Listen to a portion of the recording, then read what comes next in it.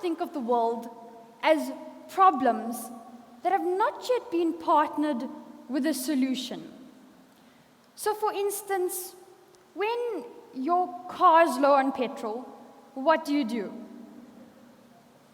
Fill it up. When your battery on your phone is dead, what do? Charge it. And now let's just say you are flipping through the newspaper and you come across an article about the worldwide drought. Now, what do? Probably nothing, really. Most of us are taught to just simply continue to the next headline or go to the next article because we are taught not to consider the bigger issues. Let's leave that to the more educated scientists, am I right? Eric Brian Jolfson once said, "The main fuel to speed the world's progress is our stock of knowledge. The brakes is our lack of imagination." I like to think it's also our lack of inspiration to join the dots between these big issues and a solution. We live in an era of growth and innovation that is unprecedented. Some people like to call it the second machine age. And I like to call it the age where 7-point-something billion of us have a potential so vast at our fingertips.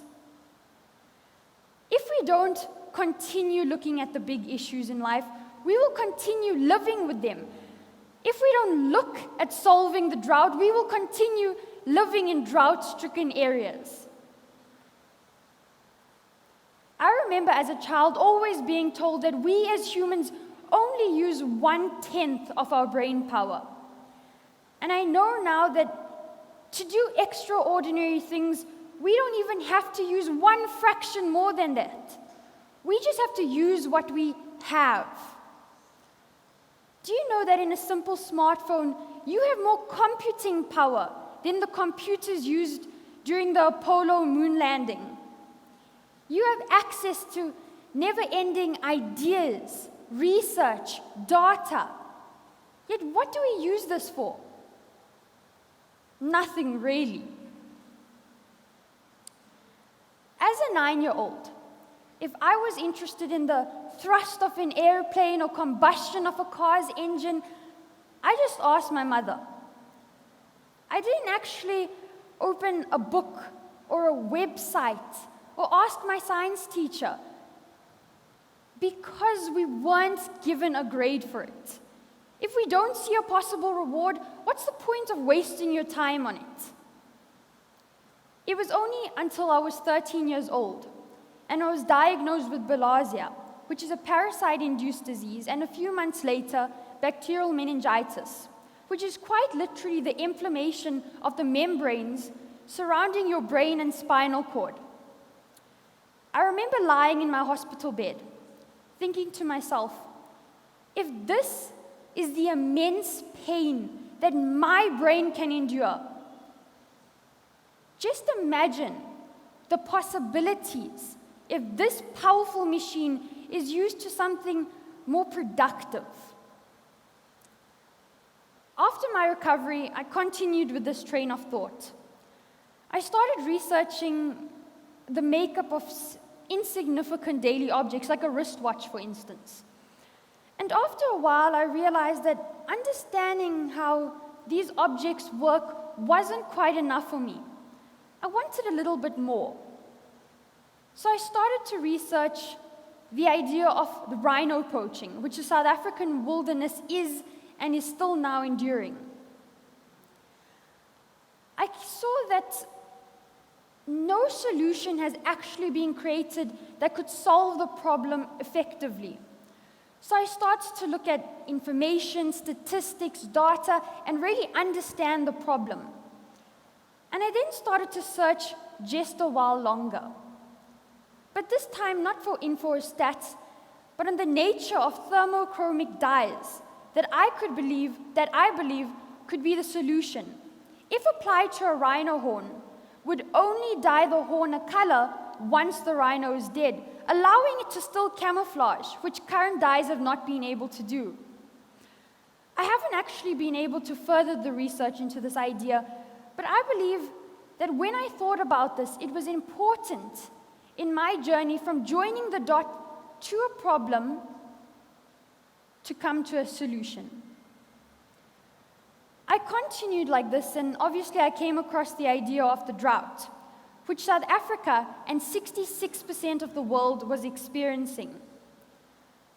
I realized that there was actually no solution being put into the agricultural industry, so I decided to take my turn in it. And I must admit, I hit a few stumbling blocks.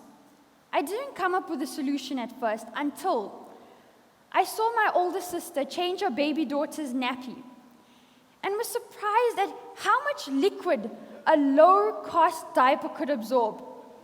These are what are called super-absorbent polymers, which are essentially powders that can retain large amounts of water relative to their own weight. And if applied to the soil of a plant, when rain does fall, create a reservoir of water, and through a period of drought, would allow the plant to sustain its life, ultimately acting as a sponge for water. So I did a bit more research, and I realized that these were being applied in the agricultural industry. But because they were not biodegradable, chemical-based, and they were expensive, we had a possible solution that was not solving the problem. So I decided to emulate a commercial SAP, but make it biodegradable and make it low cost, ultimately looking at my solution to a problem. I started to read a few academic journals and understand what characterized a commercial SAP. And after a little bit of more research, I realized the exact same properties can be seen in our very own orange peel, which has the same pectin and polymer chains as commercial SAPs. So I started to conduct a few experiments, make a few mixtures in the kitchen, and I realized that my product wasn't coming even close to a commercial SAP. And I could have tossed the project out altogether, but I decided not to. I decided instead of taking something out, let's add something, let's make it better. Let's explore another method of polymerization. So I decided to explore emulsion polymerization, which is the addition of an oil to bind a polymer chain. And I thought the addition of an avocado skin would be perfect. So I conducted a few more experiments in the garage and the kitchen. I decided to give it one more shot. I had a lot of mixtures. My mom wasn't very happy. But I knew that I was possibly at the brink of something amazing.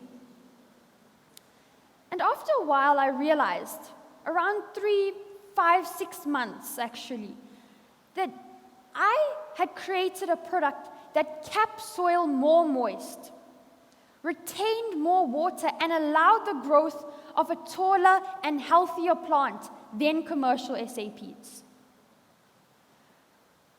I decided to enter my project into the Google Science Fair, which is an international competition open to teenagers across the world to allow them to showcase their innovative ideas that can make their community better. I ended up winning the Google Science Fair and the Community Impact Award for the Middle East and Africa.